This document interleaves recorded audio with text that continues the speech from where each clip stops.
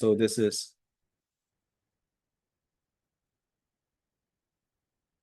process improvement.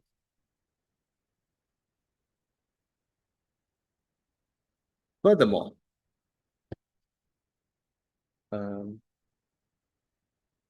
R&D efforts in process improvement can lead to greater efficiency in production processes and boost labor productivity. Variable cost lowers MC, which can raise price and lower output, hence benefiting consumers. RT, short.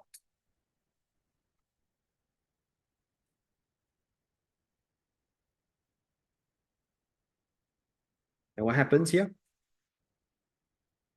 What do you write for E2? Make a guess. What can I say for E2? To undermine, to erode the strength of R2. R2 is saying, all these are good, all these are theoretically possible. They don't pass on first. Very good. Okay. However, incentive of the firm to pass on the cost savings or even to engage in R&D is questionable. Yes? And what is it ultimately due to? Why are they not doing it? Huh? They want to keep the profits? Is it? So yeah, you could say due to lack of incentive. Now, there is ability, but you need two things, two hands to clap. Incentive. Due to lack of incentive to undertake R&D because of no competition, no competition. No competitive pressures.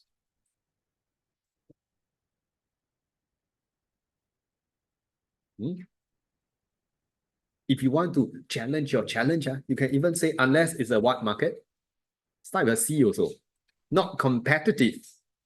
One where there's a threat of competition. Contestable market. You don't have a rival now, but if you are not doing your job, a rival will come in. Where the threat of competition may compel the firm to undertake R&D.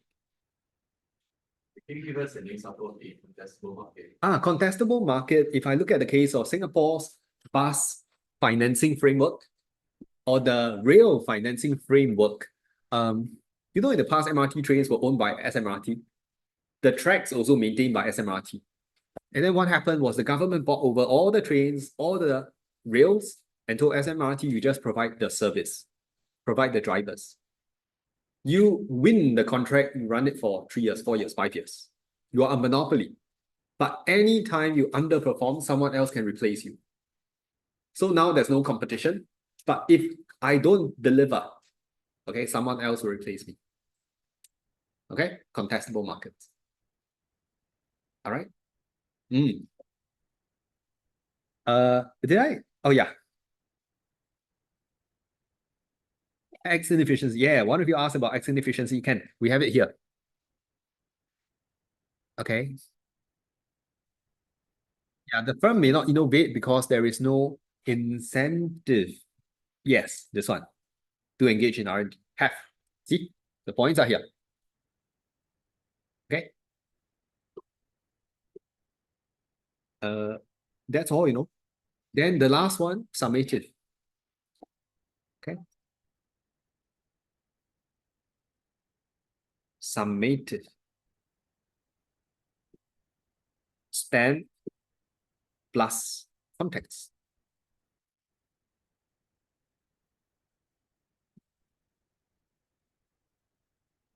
Okay. There are some points to consider that may go even beyond your TMRE. Yeah.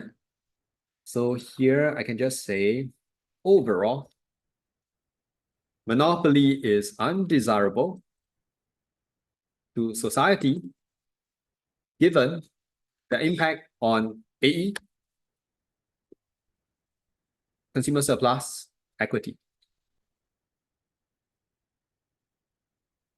Okay. But still depends. So stand is done. Now for the context. In the long run, PMRE, context based on time horizon.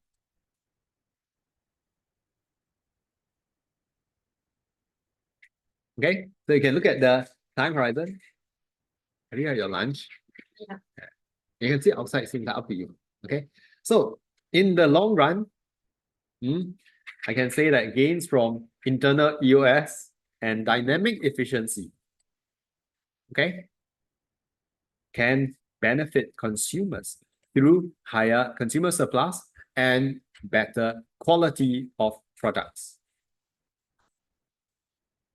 Okay, assuming there's a incentive of for the monopoly to pass on the benefits. Can? M not so relevant. The thing about money, not so relevant. So another thing about context, I try to look at the E here. Okay.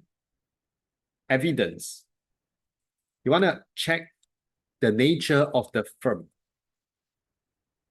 Check the preamble. Okay. Like if it's a pharmaceutical company, I will want to emphasize dynamic efficiency is very important.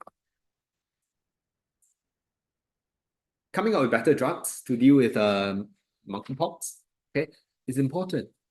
But if your company is SingPost, dynamic efficiency not so important, right?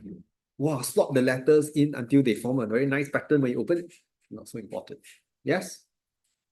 And if the company was a natural monopoly, what is very important here?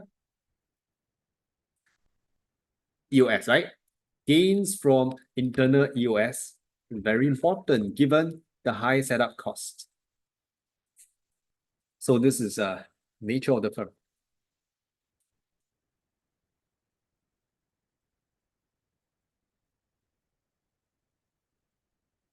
Okay. So just imagine E1, you get 1 evaluation point. E2, you get 1 point. Stand, 2 context, altogether 5 points. And it's good enough already. Okay. But I did promise you, I'll give you one last tip to unlock an evaluation point. Okay. One additional tip. You can also challenge analysis. Last Sunday, I also shared this. For market failure, I said you can talk about how the nature of market failure is evolving. Remember? So how can you challenge? Monopoly is not so bad if the objective was not to profit max. So you're actually challenging the profit max assumption. Yes. In your asking you stated for process improvement, Mm. the decrease in DC lowers MC, which can increase price and increase output. Oh, is it I say increase price? Oh yeah. Wait, the R2 The process Oh yeah, you're right. It should be reverse, right? Thank you, thank you. Lower price, raise output. Typo, okay? This is raise output, lower price, under R2. Okay, thanks for spotting it. Good. Like, not for profit organization. Okay. This is one way to challenge. Another way to challenge is, yeah, monopoly, not so bad if the market is contestable market. There may be even incentive to even cut the price. to discourage entry of rivals. Okay. Do you need all these? No need lah. If you can come up to this point, it's okay.